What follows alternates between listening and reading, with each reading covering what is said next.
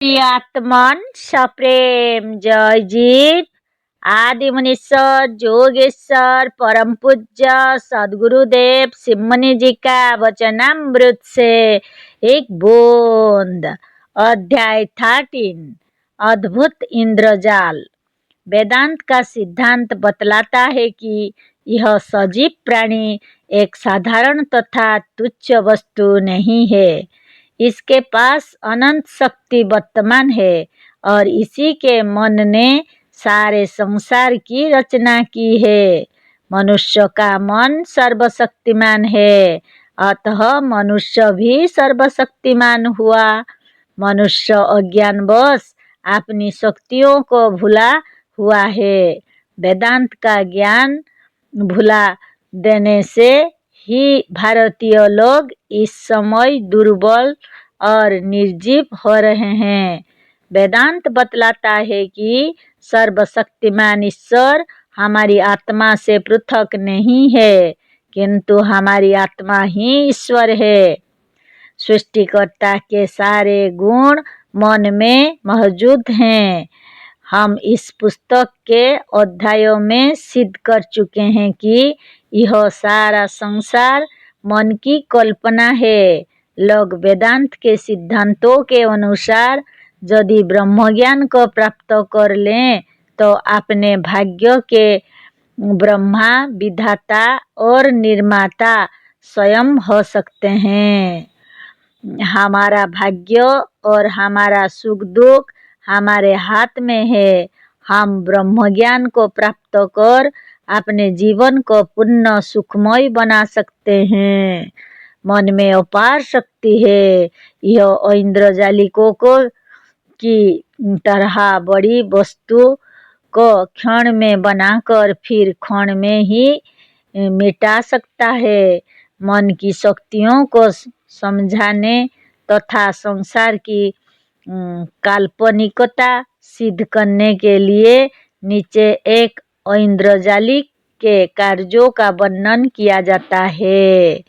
यद्यपि वर्तमान काल में इंद्रजाल का प्रचार बहुत घट गया है, किंतु अब भी भारतवर्ष में इस विद्या का सर्वथा लोप नहीं हुआ है। इसको सिद्ध करने के लिए सरस्वती नाम की मासिक पत्रिका के एक लेख को यहाँ उद्धृत किया जाता है। इसे सरस्वती के संपादक ने कर्नल रमाइलस साहेब के जो कि बंगाल प्रांत में एक अच्छे पद पर थे, मुद्रित कराए हुए एक अंग्रेजी मासिक पत्र के आधार पर लिखा था। इसीलिए उस अद्भुत वृत्तांत को अब उन्हीं के मुंह से सुनिए। जब हम हिंदुस्तान में रहते थे उस समय वहाँ मेरा एक हार्दिक मित्र गोरिंग रहता था। वह भी एक अफसर था। उसका विश्वास इंद्रजालिक लोगों पर बिल्कुल ना था। इसीलिए वह इस विषय की बातों पर हंसी दिल्लगी किया करता था, परंतु मैंने तो अनेक अद्भुत इंद्रजाल का खेल स्वयं देख चुका था। इसीलिए मेरा इस पर पूरा विश्वास था। इसी से गोरिंग की कुचेष्टाएं मुझे बुरी मालूम होती थी। मेरी यह उत्कट इच्छा थी कि कोई अच्छा इंद्रजालिक मिले तो मैंने उसकी विद्या का प्रभाव गोरिंग को दिखाऊं। कुछ दिन के अनंतर गोरिंग हमारे मकान पर आए और हम लोग आपस में मिलकर प्रेमालाप कर रहे थे कि इतने में वहाँ एक प्रसिद्ध ऐन्द्रजालिक आ पहुँचा। इसका अनेक अद्भुत खेल मैंने देखा था। उसे देखकर मैं बहुत खुश हुआ। मैं हिंदुस्तानी बोलने लगा, जिसमें वह ऐन्द्रजालिक भी मेरी बातें समझ सके। बस मैं उसकी विद्या की प्रशंसा करने लगा और गोरिंग ने उसे सुनकर बार बार इस बात पर जोर दिया कि इंद्रजाल कोई चीज नहीं। इसीलिए मेरी यह राय ठहरी कि गोरिंग का अविश्वास दूर करने के लिए उसे कोई अद्भुत खेल दिखलाया जाए। उस ऐन्द्रजालिक ने हमारी बात कबूल कर ली। हमने उससे कहा कि कल तुम मेजर साहब के बंगले पर तीसरे पहर आओ और गोरिंग को अपनी विद्या दिखलाओ। उसने कहा, हुजूर के सामने जो कुछ सेवा बन पड़ेगी करूँगा, और यह कहकर चला गया।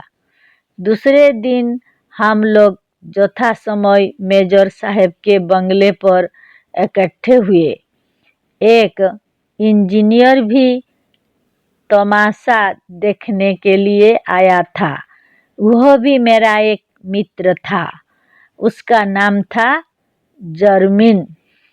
वह अपने साथ तस्वीर उतारने का एक छोटा सा कैमरा भी लाया था। थोड़ी देर के अनंतर वह ऐन्द्रजालिक और उसका एक साथी दोनों आ पहुँचे।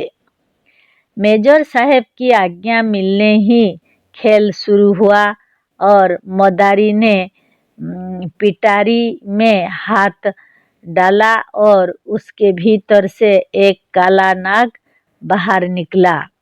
निकलते ही उसने अपना फोन उठाया और फुफकार मारते हुए उसे इधर उधर हिलाना शुरू किया कि दूसरा मनुष्य अपनी तुम्बी बजाने लगा। जैसे जैसे मदारी महाशय के मनोहर वाक्यों का सुर चढ़ने लगा, वैसे वैसे ही सर्प का फोन भी ऊंचा होने लगा। यहाँ तक कि कुछ देर में यह मालूम होने लगा कि वह हवा में निराधार हिल रहा है। उसका रंग अत्यंत काला था। फोन बहुत तेजस था। जान पड़ता था कि फोन पर देदीप्यमान रत्न जड़े हुए हैं। जब खेल इस अवस्था को पहुंचा तब जर्मिन ने उस दृश्य का एक फोटो लिया। कैमरा की बटन की आवाज आई और छाया को ग्रहण कर प्लेट नीचे गिरी। यद्यपि मैंने तमाशे में तन्मय था, तथापि मैंने प्लेट नीचे गिरना सुना। हम लोग मदारी के कथानुसार सर्प के देदीप्यमान फोन पर दृष्टि जमाए हुए थे। अब एक महा विलक्षण बात हुई। तमाशे में एक अद्भुत परिवर्तन हुआ, परंतु कब हुआ यह हम लोग नहीं देख पाए। स्वच्छ आकाश सहसा काला हो गया। प्रकाशवती दिशाओं ने श्यामलता धारण की और सब तरफ बादल घिर आए। इतने में सर्पिणी ने स्त्री का रूप धारण किया और उस रूप में वह पूर्ववत आकाश में नृत्य करने लगी। मदारी अपनी तुम्बी को बजा रहा था। जान पड़ता था कि वह हम लोगों से कुछ दूर पर बजा रहा है। था वह पास ही, पर सुर में अंतर हो गया था। कुछ देर में वाद्य बंद हुआ, परंतु सर्पिणी नारी अपने कृष्ण मणिमय रत्नों के प्रकाश में नाचती ही रही। इतने में उसने अपना रूप बदल डाला और वह दिव्य रूप हो गया। उसके मुखमंडल पर अप्रतिम प्रभा छा गई। उसने अपने विशाल नेत्रों से हम लोगों की तरफ निर्निमेष भाव से देखना आरंभ किया। हम लोग उसके अद्भुत रूप देखकर तंग हो गए। ऐसा रूप पहले हमने कभी नहीं देखा था और ना अब देखने की ही संभावना है। उसके निरुपम रूप और त्रिभुवन जयी नेत्रद्वय और उसके मोहक लावण्य ने लोगों को बेहोश कर दिया। हमारी चित्तवृत्ति उसी के मुखमंडल में जाकर प्रविष्ट हो गई। शरीर मात्र से हम लोग अपनी अपनी जगह पर बैठे रह गए। गौरिंग की दशा भयंकर हो गई, क्योंकि उस दिव्य नारी की नजर सबसे अधिक उसी की तरफ थी। हम सब बंगले के बरामदे में थे। खेल कुछ नीचे हो रहा था। वह स्त्री नाचती नाचती क्रमशः आगे बढ़ी और कुछ देर में बरामदे के सीढ़ियों के पास आ गई। गौरिंग बेतरह भयभीत हुआ सा जान पड़ने लगा। मालूम होता था कि उसे आनंद भी हो रहा है और भय भी। कुछ मिनटों के अनंतर उसने बहुत धीरे से 2 शब्द कहे, पर उसने क्या कहा हम लोगों ने नहीं समझा। इतने में उसने दोनों हाथ फैलाए और उठकर उस नागबाला को आलिंगन करने चला। उसका मुंह पीला पड़ गया था और आंखें लाल हो गई थी। उसे इस प्रकार अपनी तरफ आते देख नागबाला ने भी अपने बाहुपाश को आगे बढ़ाकर गौरिंग को उससे बांधना चाहा। पर हुआ क्या, वह कन्या वही की वही अंतर्हित हो गई। हम लोग होश में आए। ऐसा जान पड़ा कि हम सब कोई भारी स्वप्न देख रहे थे व समाधि में निमग्न थे। जब तक खेल होता रहा, किसी के होश हवास ठिकाने नहीं रहे। हम लोगों को बड़ा आश्चर्य हुआ। गौरिंग अब तक होश में नहीं था। दवा की गई पर उसे होश नहीं हुआ। अंत में उसी रात को वह मर गया। बस इसी तरह से मन रूपी ऐन्द्रजालिक जगत रूपी खेल को रचकर जीव रूपी दर्शकों को दिखा रहा है, जो वास्तव में कल्पना मात्र है।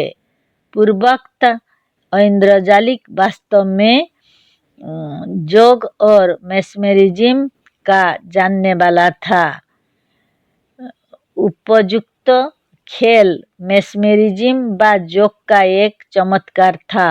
वास्तव में वहाँ कुछ नहीं हुआ था। ऐन्द्रजालिक ने अपने मनोबल द्वारा दूसरों की विचारने वाली शक्ति को दबा दिया था।